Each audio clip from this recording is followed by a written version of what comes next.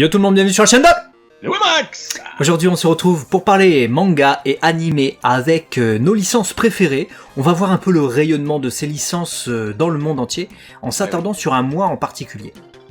Ouais, mois d'octobre du coup, il y a Diamond Lobby qui a fait une étude poussée.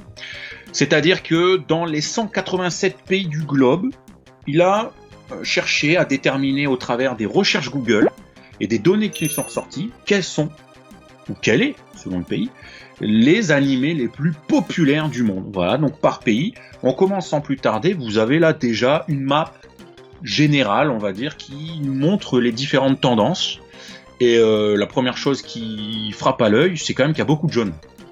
Pas mal de jaunes, pas mal de Pokémon qui restent en top malgré tout. C'est ça, puisqu'on a cette légende qui nous permet de savoir un peu à quoi ça correspond. Pokémon sera en jaune du coup sur cette map, Shingeki no Kyojin Attack on Titan en orange, Naruto en rouge, One Piece en bleu ciel, Dragon Ball Z en vert, Demon Slayer dans une couleur indéfinissable, One Punch Man en beige on va dire, Death Note en bleu marine, Yu-Gi-Oh en gris, Bleach en rose, et pas d'informations en noir. Donc ça vous permet un peu de voir déjà à l'œil, avant de rentrer dans les détails, ce que sont les recherches les plus tapées au mois d'octobre 2022. Donc c'est précis, c'est pas le mois de décembre, c'est pas c'était l'été dernier, c'est le mois d'octobre 2022. Et sachez qu'il n'y a qu'une seule réponse. Donc c'est l'animé qui a eu le plus de recherches Google. Ça veut pas dire que les autres animés n'existent pas ou qui sont pas super populaires. Prenons Dragon Ball par exemple. Dragon Ball dans le monde entier, c'est l'un des animés, l'un des mangas et des animés aussi, parce qu'il a été beaucoup popularisé par les animés Dragon Ball Z, les plus populaires, ça c'est sûr et certain. Mais pour autant, il y a moins d'actu. On le sait, il n'y a pas d'animé en ce moment. Le manga Dragon Ball Super a un rayonnement dans les pays qu'il touche, mais c'est pas non plus le rayonnement d'un manga publié dans le Weekly Shonen Jump. Et le jeu vidéo Super Dragon Ball Heroes impacte surtout au Japon, même s'il y a des collectionneurs dans le monde entier, c'est vraiment minime. Tandis que One Piece, c'est un gros engouement, c'est un animé chaque semaine partout dans le monde, c'est un manga chaque semaine également. De Shingeki, ça vient de se terminer, mais c'était un peu pareil quand il y avait le manga qui était publié. Donc ça vous permet de mieux comprendre. Et on peut voir du coup que sur cette map, comme c'est au mois d'octobre évidemment, qu'est-ce qui revenait avec une nouvelle série animée et qui a impacté pas mal le Japon dans ses recherches ? C'est Bleach. Voilà, c'est pour ça que le Japon ressort notamment en rose avec Bleach, alors qu'on pourrait très justement croire que ce serait du bleu One Piece, parce que le rayonnement de One Piece au Japon, il est aussi incroyable. Voilà, donc il y a aussi une tendance actu à ne pas négliger. On va regarder rapidement un petit peu dans le détail. On va commencer par du coup l'Amérique au sens large. On voit que toute la partie nord est majoritairement Pokémon, avec 31% de recherche, sur 100% ce serait l'Amérique. Partie sud plutôt Naruto, quasi 50%, 48,57%. Un peu de Shingeki, voilà, s'il est là, il y a un peu de Demon Slayer. Parmi les tops je suis pas étonné de retrouver Pokémon là-bas. Moi non plus, surtout pour les cartes. Je pense davantage que pour la série animée, c'est pour les cartes. Il y a un gros engouement, une grosse renaissance de la hype Pokémon là depuis quelques années, et qui est née notamment des États-Unis avec les cartes, avec vous savez ces cotes qui ont commencé à flamber, etc. Donc ça ne m'étonne pas Pokémon. Ce qui est plus étonnant, c'est de retrouver le même engouement, même en Chine, tu vois. Ouais, c'est clair. Ouais, c'est vrai qu'en Chine, Pokémon est plutôt pas mal, mais on va revenir sur le continent asiatique juste après. On va partir peut-être en Europe. En Europe, c'est très éclectique, j'ai envie de dire. On a du Naruto sur la partie plutôt est. J'ai l'impression de faire la météo, sa mère. On a Pokémon, voilà, Londres. Je suis pas étonné, parce que voilà, il y a une boutique Pokémon aussi là-bas, très connue à Londres. Les cartes, donc eux aussi peuvent du coup, j'allais pas dire subir, mais profiter du rayonnement du trading card US parlant la même langue. Ça se propage aussi sur des pays anglo-saxons, ce qui est logique. Donc voilà, on a quand même du Shingeki à quasi 20%, pas très loin. Ouais, donc voilà. T'as l'Allemagne, le Danemark, la Suède, la Finlande et tout ça qui sont sur Pokémon aussi. Ouais, c'est clair. Et puis France, Belgique, Italie, on a du One Piece qui ressort parmi les tops, ce qui est étonnant, on le ressent quand même dans notre quotidien. Et puis Naruto qui prend encore sa place dans le monde, clairement. Alors, moi un truc et que je retrouve beaucoup d'ailleurs sur les réseaux sociaux comme Facebook notamment, c'est l'engouement de Naruto. Il est très vraiment, il est dans le monde entier, hein. Évidemment Naruto a impacté pas mal de pays, mais il y a un gros rayonnement de Naruto dans les pays de l'hémisphère sud. Et ça, je le vois beaucoup avec cette carte en fait. C'est-à-dire que toute quasiment l'Amérique du Sud, une grosse partie de l'Afrique et même en Europe, hein, on voit aussi que c'est plusieurs Espagne. pays d'Europe méditerranéenne, tout ça. Alors, il n'y a pas de lien à y faire, hein, mais c'est certainement représentatif de la réalité, en tout cas au mois d'octobre, hein, puisque c'est vrai que sur les réseaux sociaux, je vois beaucoup de monde, que ce soit des hispanophones d'Amérique du Sud ou pas mal de personnes de pays d'Afrique, etc., relayant des informations sur Naruto. Donc on voit qu'il y a un bon rayonnement malgré la fin de ce manga, et surtout un manga qui fête ses 25 ans là, hein. Donc c'est pas mal quand même, 25 ans après, d'avoir autant d'impact. Très très bon point du coup pour cette œuvre. On passe en Asie au sens large, et là, première chose qui saute aux yeux, au-delà de ce que tu disais, hein, Pokémon en Chine, en Inde, c'est One Punch Man qui est majoritaire vraiment en Russie.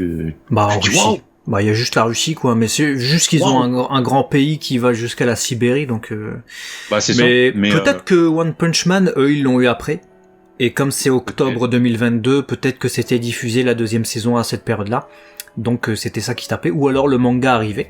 Si vous avez des informations d'ailleurs par rapport à tout ça, hein, par rapport aux dates précises d'arrivée dans certains pays, peut-être même que vous vivez dans certains de ces pays qui... Enfin, tous les pays du monde apparaissent sur la map, mais si vous vivez dans les pays concernés, on parle de One Punch Man, tout ça, n'hésitez pas à nous donner les informations, ça peut être effectivement sympa.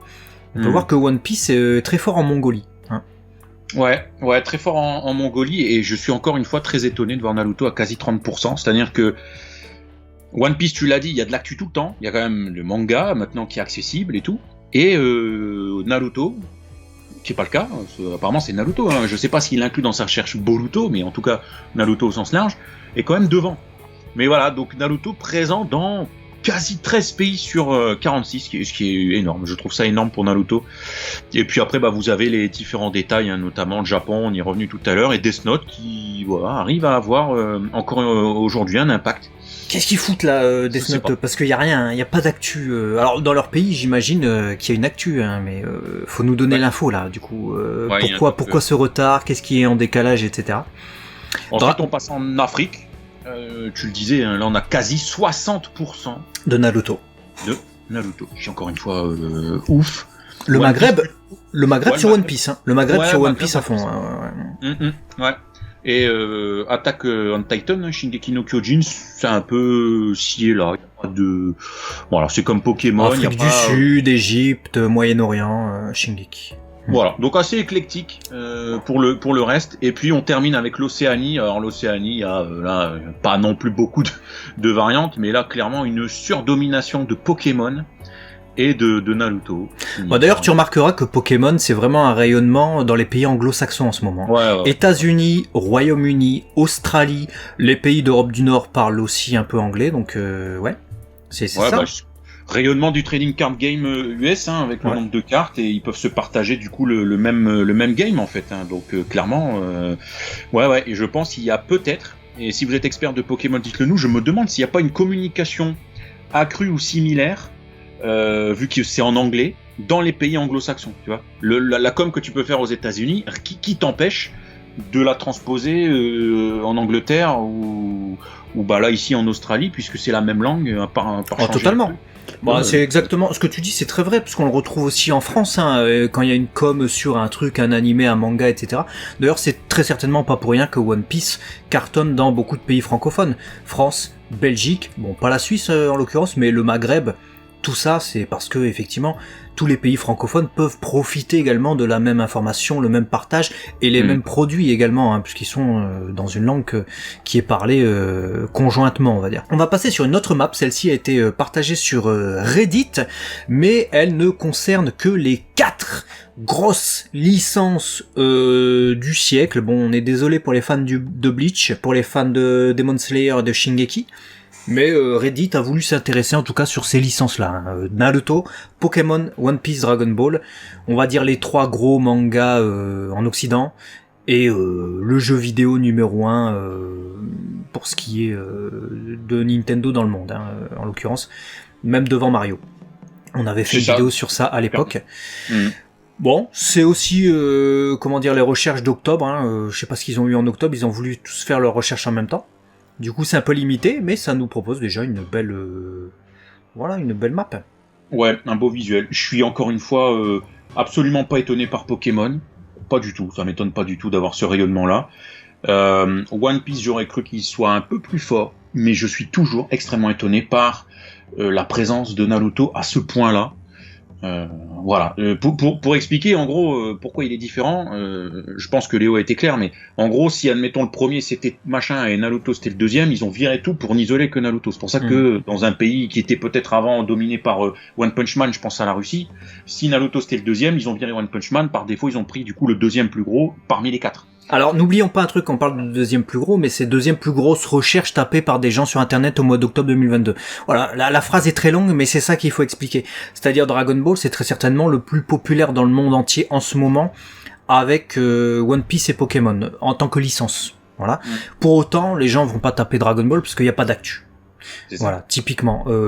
Shingeki no Kyojin, c'est peut-être beaucoup plus populaire dans certains pays que Pokémon, hein, parce que Pokémon...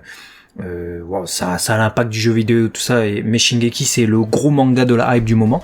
Mais pour autant, comme les gens vont taper Pokémon, cartes, série, machin truc, ils vont faire leur recherche Pokémon, c'est Pokémon qui va plus ressortir que Shingeki. Voilà, c'est aussi des informations à prendre en compte. Ça.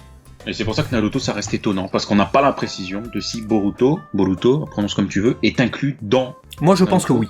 Parce que sinon c'est pas possible de rayonner autant avec un animé qui est déjà terminé. Alors que si tu inclus sa suite, d'accord. Sûr et certain. Je peux comprendre. Bon, je suis sûr et certain, parce que Boruto, en ce moment, il y a le manga, il y a aussi un animé, il y a de l'actualité même avec l'anniversaire de Naruto, donc je pense que la licence Boruto est incluse, effectivement. Voilà, bah écoutez, dites-nous si ça vous paraît être le reflet de ce que vous ressentez, si vous êtes étonné, et quel serait pour vous votre coup de cœur. Voilà, dites-nous, on va essayer d'avoir un peu votre tendance dans les commentaires. C'est quoi votre animé phare du moment? Voilà, du moment, voilà, janvier 2023, quelle est votre tendance? Évidemment, si vous regardez cette vidéo dans plusieurs mois, dites-nous également la tendance du mois actuellement. Peut-être que je sais pas, des mangas qui sont actuellement en tendance comme Tokyo Revengers sont terminés, hein, au moment où vous regardez cette vidéo. Dites-nous quelle est votre grosse hype, et à très vite sur la chaîne de Léo Max. Il y a des vidéos régulièrement. Des vidéos, on aime bien. Allez, des bisous. À la prochaine. Ciao.